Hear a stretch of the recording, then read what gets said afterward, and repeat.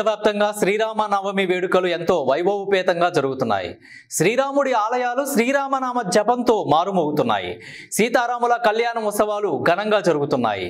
పల్నాడు జిల్లా నర్సరావుపేట పట్టణంలో అనాదిగా వేంచేసి ఉన్న శ్రీ పట్టాభిరామస్వామి దేవస్థానంలో సీతారాముల కళ్యాణ మహోత్సవం అత్యంత వైభవోపేతంగా జరిగింది.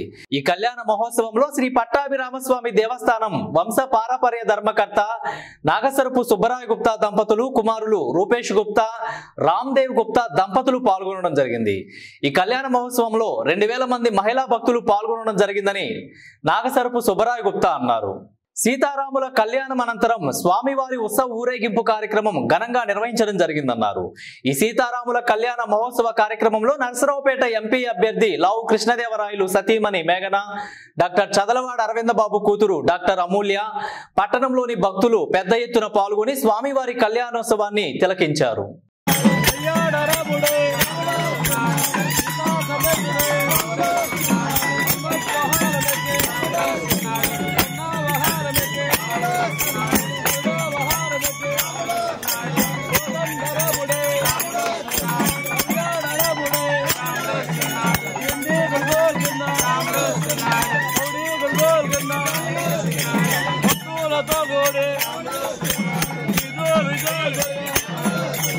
రాముడు సున్నాడు రామం భజే మన దేవుడు సున్నాడు రామం భజే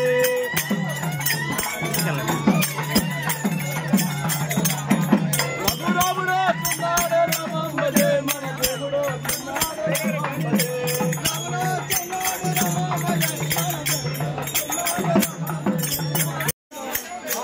సున్నాడు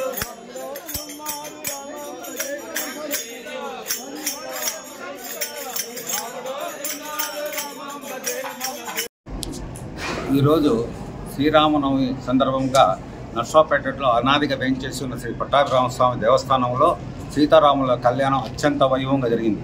మరి ఈ కళ్యాణానికి భక్తులు, ముఖ్యంగా మహిళా భక్తులు కూడా సుమారు 2000 మంది పాల్గొని సీతారాముల కళ్యాణం వీక్షించి స్వామివారి కృపకు పాత్రలయ్యారు.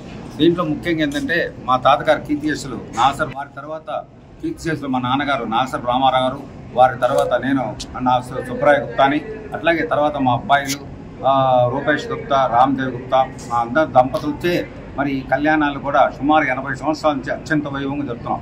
ఎందుకంటే నర్సరావుపేటలో ఎక్కలేని విధంగా శ్రీ పట్టాభిరామస్వామి దేవస్థానంలో శ్రీరామనవమి వేడుకలు కానివ్వండి, అట్లాగే మరి ఏకాహం కానీ కళ్యాణం కూడా అత్యంత వైభవంగా జరిగింది. మరి ఎక్కడ లేని విధంగా కళ్యాణం జరిగిన తర్వాత స్వామివారిని మరి మా పురుష భక్తులందరూ కూడా కాళ్ళకి చెప్పులు లేకుండా నగరం ఊరేగింపు చేయడం చాలా విశేషం. మరి కాబట్టి ఈ స్వామివారు కూడా చాలా మహిమ గల స్వామివారు. కాబట్టి ఈరోజు భక్తులందరూ కూడా విచ్చేసిన భక్తులందరికీ ఆ స్వామివారు ఆయురారోగ్యాలను ప్రసాదించాలని కోరుకుంటున్నాం.